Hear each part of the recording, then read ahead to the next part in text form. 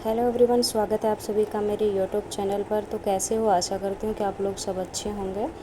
तो आज की वीडियोज बहुत ही स्पेशल होने वाली है और आप लोगों के लिए बहुत हेल्पफुल होने वाली है, क्योंकि अगर आप लोग DSSB TGT SST की तैयारी कर रहे हो तो आपके लिए बहुत ही हेल्पफुल है ये वीडियो। तो वीडियो को आप लोगों को एंड तक देखना है, क्योंकि DSSB TGT का एग्ज़ाम है जो कि बहुत ही जल्दी होने वाला है और टाइम बहुत कम है। तो कम टाइम में हमें कैसे अपनी तैयारी ज़्यादा से ज़्यादा करनी है, तो आप लोगों को इस चीज़ से बहुत ही हेल्प मिलेगी। आप लोग को वीडियो को एंड तक देखना है। अगर आप लोग पहली बार देख रहे हो तो चैनल को सब्सक्राइब करें, लाइक करें और ज़्यादा से ज़्यादा शेयर करें, ताकि उन लोगों को भी हेल्प मिल सके जो अपनी पढ़ाई कर रहे हैं और DSSB TGT का एग्ज़ाम देना चाह रहे हैं।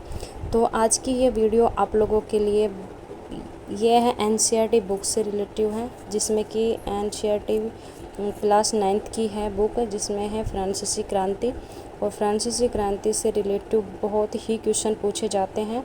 और सबसे अच्छी बात ये होगी कि इस NCERT बुक की अगर आप लोग तैयारी कर रहे हो, तो अगर आप लोग नेक्स्ट सीटेट की तैयारी भी कर रहे हैं जो उसके लिए भी बहुत हेल्प मिलेगी, क्योंकि फ्रांसीसी क्रांति से रिलेटिव बहुत सारे क्वेश्चन पूछे जाते हैं। और NCERT बुक तो कितनी इंपॉर्टेंट है ये आप लोग समझ ही सकते हो।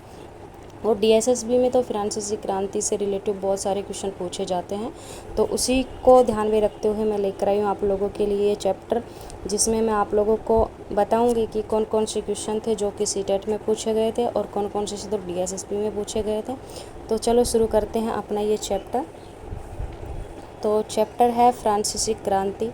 तो सबसे पहले हमें ये देखना है कि फ्रांसीसी क्रांति कैसे शुरू हुई थी और कैसे ख़त्म हुई। एक थोड़ा सा छोटा सा ये ऊपर जो टॉपिक दिया हुआ है, अगर आप लोगों के पास NCERT बुक है तो ये ऊपर जो हेडलाइन दी गई थी इसमें मतलब बहुत कुछ समझ आता है।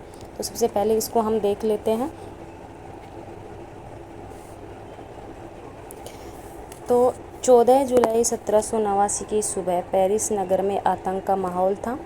सम्राट ने सेना को शहर में घुसने का आदेश दे दिया था। अफवाह थी कि वह सेना को नागरिकों पर गोलियां चलाने का आदेश देने वाला है। लगभग 7,000 मर्द तथा औरतें टाउन हॉल के सामने एकत्रित हुए। उन्होंने एक जन सेना का गठन करने का निर्णय किया। हथियारों की खोज में वे बहुत से सरकारी भवनों में जबरन प्रवेश कर गए थे। तो सबसे पहले ही आपको ये देखना है कि कई बार ये सीटेट में क्वेश्चन पूछा गया था कि फ्रांसीसी क्रांति कब शुरू हुई थी। तो उसकी एग्जैक्ट डेट है 14 जुलाई 1789।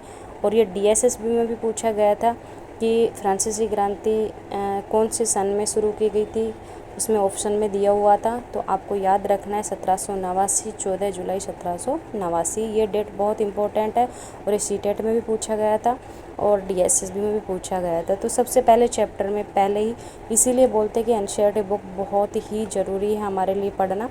तो आप लोग हमारे साथ बने रहेंगे तो आप लोगों को हर रोज़ वीडियो मिलेगी, जिसमें आप लोगों को बहुत हेल्प मिलेगी, क्योंकि अगर बुक पढ़ने बैठते हैं तो बहुत ज़्यादा टाइम लग जाता है।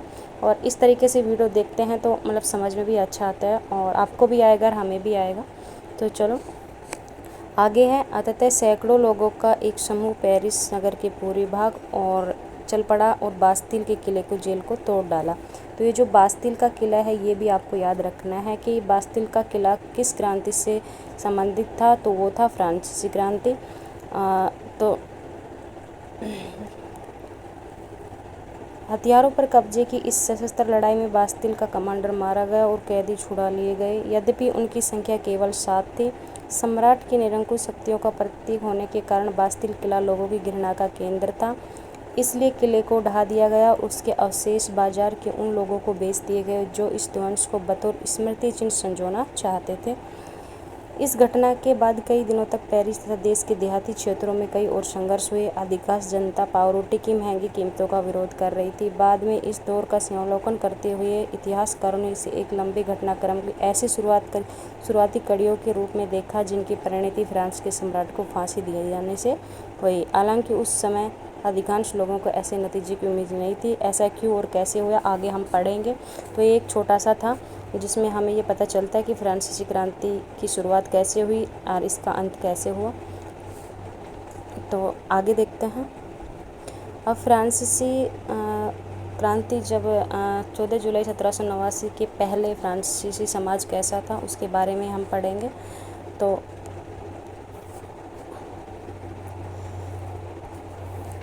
तो सन 1714 में बुर्बोन राजवंश का लुई 16 फ्रांस की राजगद्दी पर आसीन था।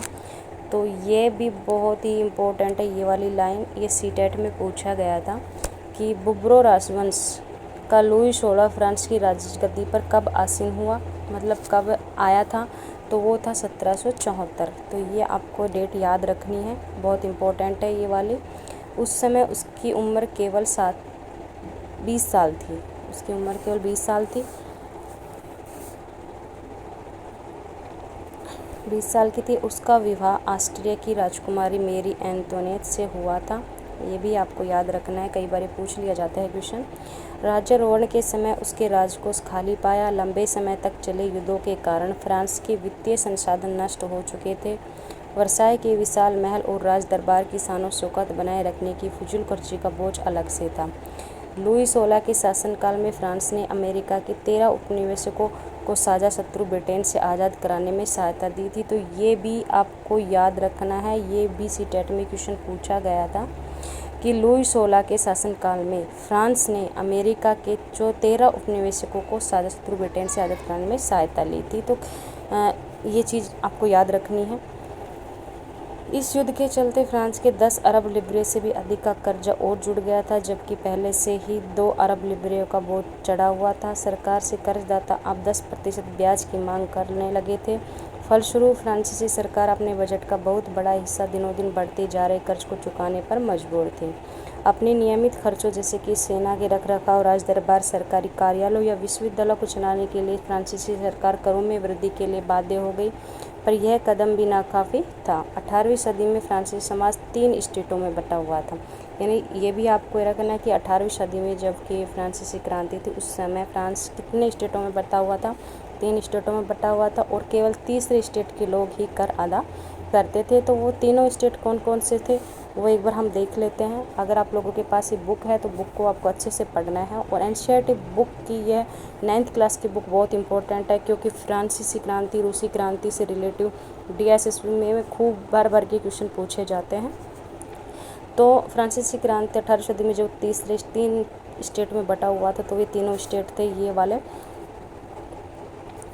प्रथम स्टेट था पादरी वर्ग, द्वितीय था कुलीन वर्ग, और तृतीय में जो ये दिए हुए थे बड़े व्यवसायी है, व्यापारी है, अदालती है, कर्मचारी, वकील आदि हैं, किसान और कारीगर है, छोटे किसान है, भूमिहीन है, मजदूर है, नौकर है, ये सब तीसरे स्टेट के लोग आते थे। तो जो तीसरे स्टेट के लोग थे उनको ही कर अदा करने का था। ये लोग हैं इनको ही मतलब कर देना पड़ता था। वर्गों में विभाजित फ्रांसीसी समाज मध्यकालीन सामंती व्यवस्था का अंग था। प्राचीन राजतंत्र पद का प्रयोग सामान्यतः 1789 के पहले के फ्रांसीसी समाज संस्थाओं के लिए होता था।